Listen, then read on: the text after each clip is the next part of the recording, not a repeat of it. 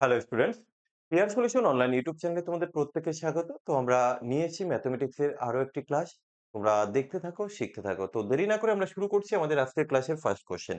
তো first question কি আছে দেখো, ৪৯ জন ছাত্র বিশিষ্ট একটি শ্রেণীতে ছাত্রী এবং ছাত্রীর অনুপাত, এটা অ্যাকচুয়ালি কি হবে, ৪৯ জন ছাত্রছাত্রী বিশিষ্ট হবে, কেমন? তো এখানে শুধুমাত্র ছাত্র রয়েছে, যাই হোক, বা শিক্ষার্থী লেখাটা উচিত ছিল। তো ছাত্রী এবং ছাত্রের যে অনুপাত সেটা হচ্ছে 4:3। যদি ৪ জন ছাত্রী শ্রেণী ছেড়ে চলে যায় তাহলে ছাত্রী এবং ছাত্রের নতুন অনুপাত কত হবে আমাকে বের করতে হবে। তাহলে প্রথমে যে অনুপাত আছে অনুপাতটা আমরা একটু লিখে নেব। কি আছে? ছাত্রী আর এটা হচ্ছে ছাত্র। কেমন? কত?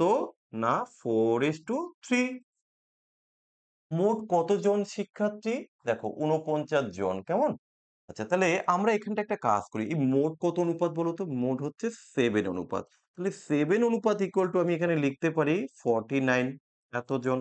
তাই না? মোট অনুপাত। তাহলে এখানে কত মাল্টিপল করেছো তুমি? 7। তাহলে এখান থেকে তুমি ইজিলি বের করে নিতে পারবে তোমার ছাত্র সংখ্যা এবং ছাত্রী সংখ্যা।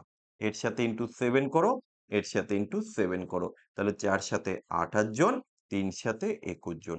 কিন্তু কোশ্চেনে বলা হয়েছে যদি ৪ জন ছাত্রী শ্রেণী ছেড়ে চলে যায়, তাহলে ৪ জন যদি চলে যায় তাহলে কত হবে? তোমার এখানে থাকবে ২৪ আর এখানটায় কত থাকছে? ২১। তাহলে রেশিও করলে ৩ দিয়ে কাটলে ৮, ৩ দিয়ে কাটলে ৭। তাহলে এই যে ৮:৭, ৮:৭ কোথায় আছে দেখো? ৮:৭।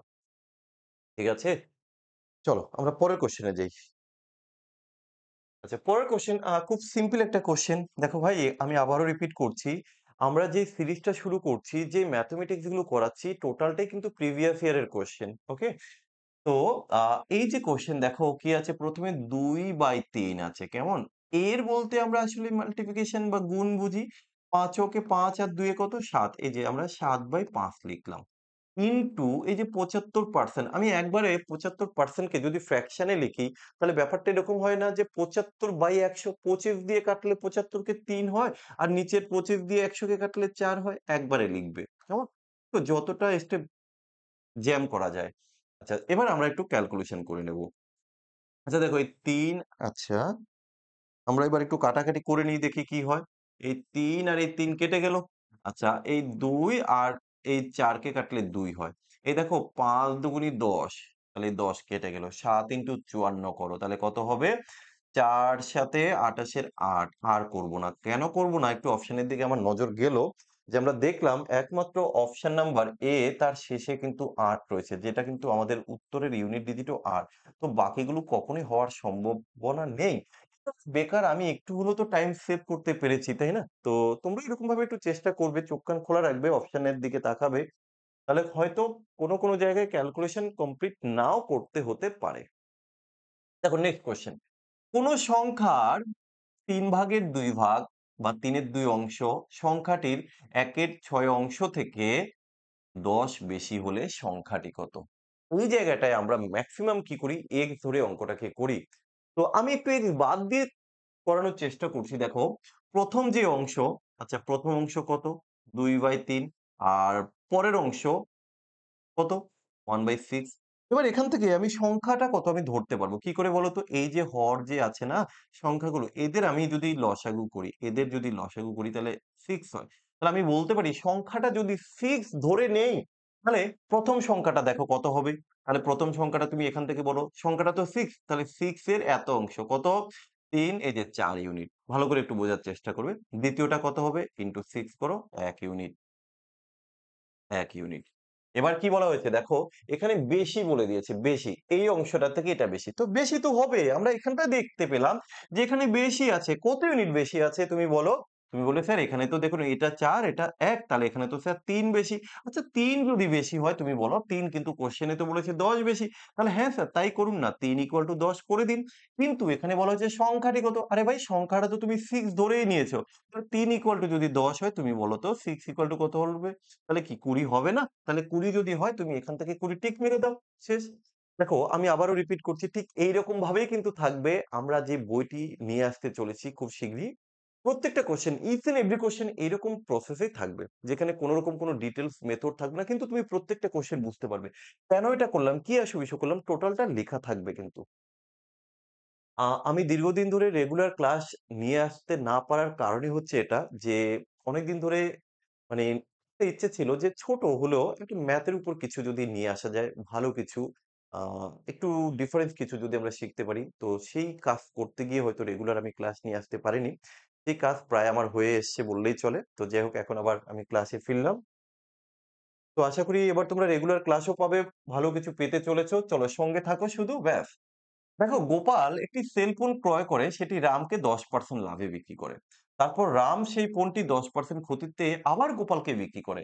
যদি গোপাল এই সত্যে রাজি হয় তাহলে গোপালের লাভ না লস হবে বা ক্ষতি হবে? এই কোশ্চেনটি জানি না তোমাদের মনে পড়ে কিনা। এগুলো আবারও রিপিট করছি। এগুলো কিন্তু প্রিভিয়াস ইয়ার এর কোশ্চেন। কেমন? আচ্ছা দেখো, ১ম এ এই যে গোপাল বাবু বিক্রি করবেন কাকে? এই রামবাবুকে। আচ্ছা গোপাল বাবুর ক্ষেত্রে ধরুন দাম যদি আমি ৳১০০ ধরি, তিনি 10% লাভে বিক্রি করবেন। তাহলে 10% লাভ, এই যে 10% লাভ তাহলে তিনি কত টাকায় বিক্রি করবেন? বলবে স্যার ৳১১০ বিক্রি করবেন। ওকে ফাইন ঠিক আছে। এবার এই গোপাল বাবু এই রামবাবু আবার বিক্রি করে দেবেন কাকে? এই গোপাল বাবুকে। এই গোপাল বাবুকে আবার বিক্রি করছেন। কিভাবে? এবার তিনি আচ্ছা এটা তো প্রফিট হয়েছিল তাই আমি প্লাস দিলাম। এই যে 10% ক্ষতিতে তিনি বিক্রি করবেন। এই যে 10% ক্ষতিতে তিনি বিক্রি করবেন। আচ্ছা বলো তো 10% ক্ষতি মানে কি? 90% দাম নেবে। তাহলে ১১০ এর উপরে তুমি 90% যদি ক্যালকুলেশন করো কত হয়? ৯ * ১১, ৯-১১ ৳৯৯। তুমি এখানটায় বলে দেবে স্যার ৳৯৯। আচ্ছা দেখো তো গোপাল বাবুর তো লাভ হচ্ছে। কত? তুমি বললে স্যার ৳১ লাভ হচ্ছে। কিন্তু লাভ তো আমাকে শতকরা বের করতে হবে, তাই না? তাহলে শতকরা কত হবে? তোমরা স্ক্রিনশট তুলে রাখো। ঠিক এইরকম ভাবেই কিন্তু তোমরা পেতে চলেছো। ওকে? ৳১ কত টাকার জন্য? ৳১০০ র জন্য। শতকরা কত? 1% ওকে? তো আমাদের 1% লাভ হয়ে যাবে। 1% লাভ। নেক্সট কোয়েশ্চেন এ আমরা যাব। আচ্ছা, একটি সংখ্যাকে ৬৩ দ্বারা ভাগ করলে একটি সংখ্যাকে ৬৩ দ্বারা ভাগ করলে ২৫ অবশিষ্ট থাকে। সংখ্যাটিকে ৭ দ্বারা ভাগ করলে কত অবশিষ্ট থাকবে? দেখো, তোমরা অনেকে আছো যারা এই কোয়েশ্চেনটির ক্ষেত্রে হয়তো x বা n ধরো। কিরকম ভাবে? আমি সেভাবে করব না। আমি দেখে উত্তর বলা শেখাবো। কিন্তু আগে ডিটেইলসটা একটু দেখে নাও। তোমরা কি করো? একটি সংখ্যাকে, সংখ্যাটা কত তোমরা জানো না। তাই আমিও জানি না। আমি এইভাবে লিখলাম। তাকে ভাগ করব কত দ্বারা? ৬৩ দ্বারা। এই যে যখন ৬৩ দ্বারা ভাগ করব তখন কি বলা হয়েছে? অবশিষ্ট থাকবে। কত থাকবে? ২৫ থাকবে। তো আমরা এই যে ভাজ্যটা বের করব। কি করে? আমরা জানি ভাজক ইনটু ভাগফল প্লাস হচ্ছে ভাগশেষ। তার মানে আল্টিমেটলি এটাকে যদি মিনিমাম একবার ধরি, তাহলে এই সংখ্যাটা কিন্তু আমাদের চলে আসবে। এই সংখ্যাটা চলে আসবে। কত আসবে? উম আ ৩, ৫ এ ৩ এ ৮, ৮ ৮৮। তাহলে এবার ওই সংখ্যাটাকে দেখো সংখ্যাটা তো আমরা পেলাম ৮৮। এই ৮৮ কে এবার ৭ দিয়ে ভাগ করতে হবে। তাহলে কত হবে? ৭-১২ ৮৪, ৭-১২ ৮৪ এই যে ৪ থাকলো এটাই হচ্ছে তোমার অবশিষ্ট। কিন্তু আ নিয়ম বলছে না এইভাবে করবে না। কারণ এইভাবে যদি তুমি করো তাহলে এক্সামের সময় তুমি উইদিন টাইম এর মধ্যে অঙ্ক করে বাড়ি আসতে পারবে না। তাহলে তুমি অঙ্ক কিভাবে করবে? ছোট একটা ক্লু বলে রাখি।